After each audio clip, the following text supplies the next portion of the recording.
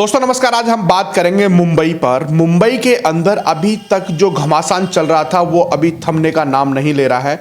अब कहीं ना कहीं जो अर्नब गोस्वामी है उनको दोबारा से घेरने की कोशिश की जा रही है। 1400 पेज की जो चार्जशीट है मुंबई पुलिस पेश करती है और उसमें जो टीआरपी का फेक टीआरपी का जो केस था उसको लेकर के कोर्ट में पेश करती है। और कपिल सिब्बल साहब कहते हैं कि एक तरफ हम इस टीआरपी केस पर यहाँ पर केस लड़ रहे हैं और एक तरफ ऐसा ना हो कि अर्नब गोस्वामी इसका इन्वेस्टिगेशन टीवी चैनल पर ना करने लगे। तो जज साहब सीधा सीधा कहते हैं कि अरे भैया ऐसा है, आप लिखित में दो, उस पर भी अलग से हम सुनवाई कर लेंगे। परंतु यहाँ पर यह सबसे बड़ी बात है समझने की कि अभी भी जो महाराष्ट्र की पुलिस है, महाराष्ट्र की सरकार है, अर्नब गोस्वामी को घेरने के लिए पूरी जद्दोजहद कर रही है और चाहे वो किसी तरीके से घेरा जाए उसको घेरने की कोशिश में लगी हुई है। अब साफ साफ ये चीजें पता चल जाती है कि टीआरपी का जो गेम चल रहा था उस समय आपने देख ही लिया था कि किस तरीके से टीआरपी का जो झोल है और जो कमिश्नर परमबीर सिंह आए थे उन्होंने किस तरीके से यहां पर आकर के उसको प्रोजेक्ट किया और प्रोजेक्ट करने के साथ साथ सिर्फ अर्नब गोस्वामी का रिपब्लिक टीवी का ही नाम लिया गया। और उस चार्जशीट जो उनके पास जो एक पेपर था उस पेपर के अंदर अलग से भी और भी टीवी चैनल्स के नाम थे। यह साफ साफ दर्शाता है कि यहां पर बदले की भावना से काम हो रहा है। अगर हम बात करें कि जिस तरीके से अर्नब गोस्वामी को जेल में डाला गया, फिर अब 1400 पेज की चार्जशीट तैयार की जाती है, तो यह बदले की भावना से काम दिखाई देता है। जबकि संजय राउत कहते हैं कि ईडी बदले की भावना से काम कर रही है। यहां पर साफ साफ पता चल जाता है कि जो बदले की भावना है क्या ये किस तरीके से चल रही है और कहां तक इसको लेकर के जाने की कोशिश की जा रही है। अब सबसे बड़ी बात है कि जो प्रताप सरनाइक है उनके ऊपर ईडी की जांच हो रही है, तो 10 जगह छापेमारी हुई। उससे पहले वो क्वारंटीन हो जाते हैं और उसके बाद उनकी बीबी की स्वास्थ्य खराब हो जाता है, लड़के को ईडी उठा करके ले जाती है। संजय राउत कहते हैं ये बदले की भावना से काम किया जा रहा है। शरद पवार भी यही बात कहने लगते हैं कि ये बदले की भावना से काम किया जा रहा है। अब ये बात समझ नहीं आ रही है कि बदले की भावना वो ईडी काम कर रही है या फिर मुंबई पुलिस बदले की भावना से काम कर रही है। अब साफ साफ पता चल जाता है कि अगर टीवी चैनल पर अगर खबर रोकने का काम किया जा रहा है तो ये साफ साफ पता चलता है ना कि ये बदले की भावना से यहां पर काम किया जा रहा है। अब आपको इस चीज का पता चल जाना चाहिए कि मुंबई पुलिस पहले कंगना को धमकाती है, घर गिरा देती है, वो भी बदले की भावना थी, और उसके बाद अर्नब गोस्वामी को जेल के अंदर डालती है, तो ये भी कहीं ना कहीं पुराने केस को खोलने के बाद अंदर डालती है, तो ये भी बदले की भावना है। अब संजय राउत जी को ये पता कैसे चलेगा कि बदले की भावना क्या है? अगर उनको ईडी पे इतना डाउट है कि बदले की भावना से काम कर रही है तो भैया स्वतंत्र प्रभाग से आप जा सकते हैं, कोर्ट में आप अर्जी लगाएं कि ईडी बदले की भावना से काम कर रही है, परंतु वहां जा नहीं सकते। कि ये सबसे बड़ी बात है कि यहां पर अब जो खेल खेला जा रहा है वो केवल और केवल अर्नब गोस्वामी को उसका टीवी चैनल को बंद कराना या फिर जो खबरें दिखाई जा रही हैं वो खबरें ना दिखाना, ये सिर्फ कोर्ट तक ये चर्चा चल रही है।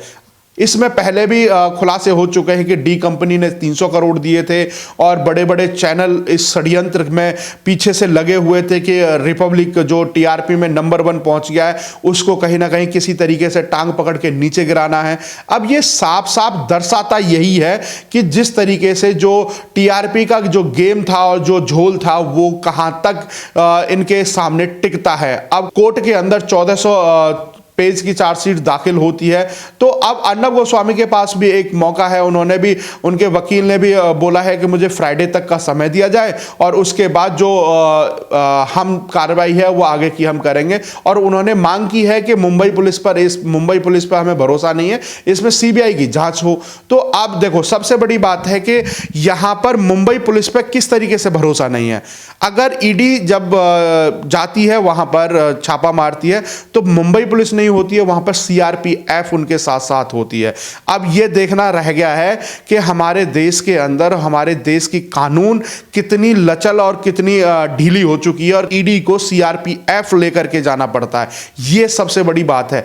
अब सोचने वाली बात यहां पर यह है कि कल को अगर सीआरपीएफ के साथ साथ हमें सुनने को मिलेगा कि कहीं बीएसएफ जा रही है तो कहीं आर्मी जा रही है, कहीं पैरामिलिट्री फोर्स भी जा रही है, तो अब यह काम रह गया है कि देश की सुरक्षा सुरक्षा को छोड़ करके यहाँ लोकल सुरक्षा में बड़ी बड़ी एजेंसियों को और बड़ी बड़ी सेनाओं को यहाँ पर लगाना पड़ेगा। अब ये सोचने वाली बात यहाँ पर आ गई है, क्योंकि अब अगर प्रताप सरनाइक हैं, एक ऑटो चालक से अगर करोड़ों की संपत्ति हो जाती है तो कहीं ना कहीं ईडी का काम तो बनता है, जो लाखों करोड़ों जो उनके ऊपर खर्चा होता है तो उनका भी तो दायित्व है कि भाई वो जांच करे प्रॉपर। और बाकी हम कहते हैं कि किसी भी पार्टी में हो ऐसा, अगर उनको लगता है ईडी अगर जांच करने के लिए जब गई है तो वहां पर जो जो लोग लगते हैं इसमें उनके ऊपर पूरी पूरी कार्रवाई होनी चाहिए।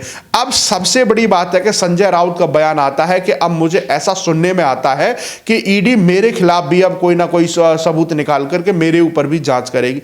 अगर आप भ्रष्टाचार नहीं किए हो, अगर आप इस तरीके की कोई भी काम नहीं किए हो तो आपको डर किस बात का? ईडी को आने दो, स्वतंत्र प्रभाव से वो अपना कार्य करेगी और जो दूध का दूध होगा, पानी का पानी हो जाएगा। आपको डर किस बात का है? क्योंकि आप तो राज्यसभा सांसद भी हैं, ऊपर से आप एक संपादक भी हैं और एक बड़े पेपर के संपादक हैं, क्योंकि आप गुप्त मीटिंगें भी करते हैं और उसके बाद कहते हैं कि हम गए थे और वहां पर हमने इंटरव्यू के लिए गए थे, ऐसा हमारा कोई मेल जोल नहीं था। वो इंटरव्यू आज तक किसी जनता के सामने वो आज तक नहीं आया।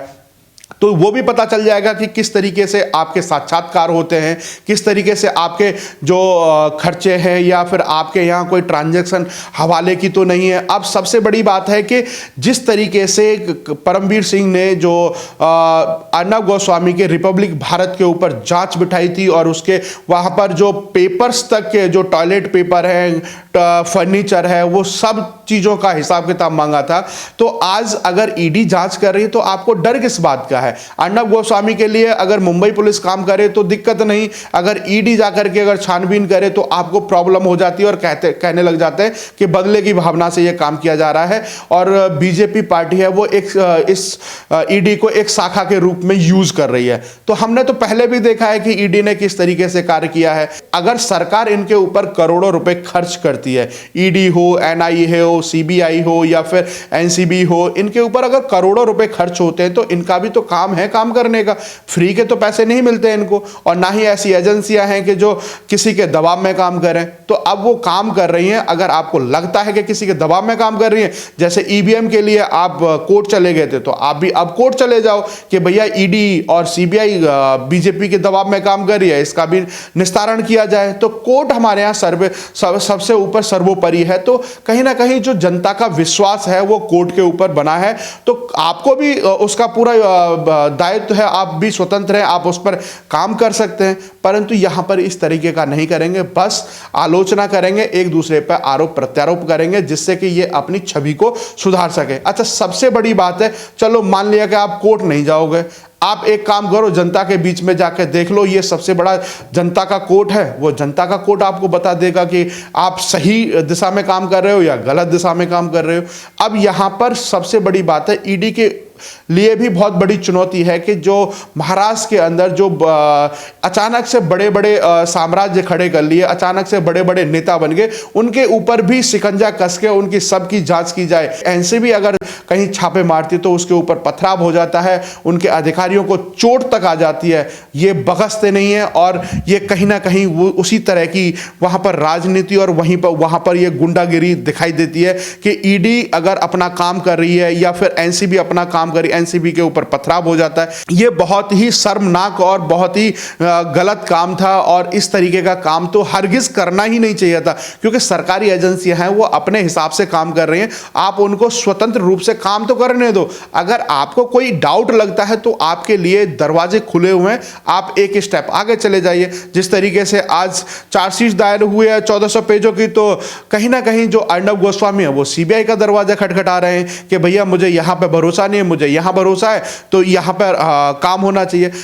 कुल मिलाकर के जो अर्नब गोस्वामी जेल से छूट करके आए थे, उन्होंने चैलेंज किया था कि मैं रीजनल भाषाओं में चैनल लेके आऊंगा और उसके बाद अगर मराठी में चैनल लेके आएंगे तो वहां की जनता आपकी असलियत जान जाएगी, क्योंकि हिंदी समझने वाले लोग कम हैं। जो दूर दराज गांव से लोग आते हैं वो केवल और केवल वहां पे मराठी समझते हैं। अब जब मराठी समझते हैं तो जब मराठी में चैनल आएगा तो कहीं ना कहीं जो आज का जो पूरा प्रकरण चल रहा है वो सब उस समय टेलीकास्ट होगा तो जनता के सामने ये सारी चीज़ें पहुंचेंगी, तो ये साफ हो जाएगा कि वह महाराष्ट्र की सरकार कितने पानी में है और वहाँ की जनता जवाब भी देगी। क्योंकि चुनाव है, 5 साल बाद तो चुनाव आना ही है और उसके बाद जनता के दरवाजे आपको पहुँचना ही है और जनता का जो निर्णय होगा और जनता का जो जवाब होगा वो आपको ज़रूर मिलने वाला है। क्योंकि जनता सब जानती है, मौन है पर सब देख रही है। आप हमारे साथ जुड़े रहिए। जय हिंद, जय भारत।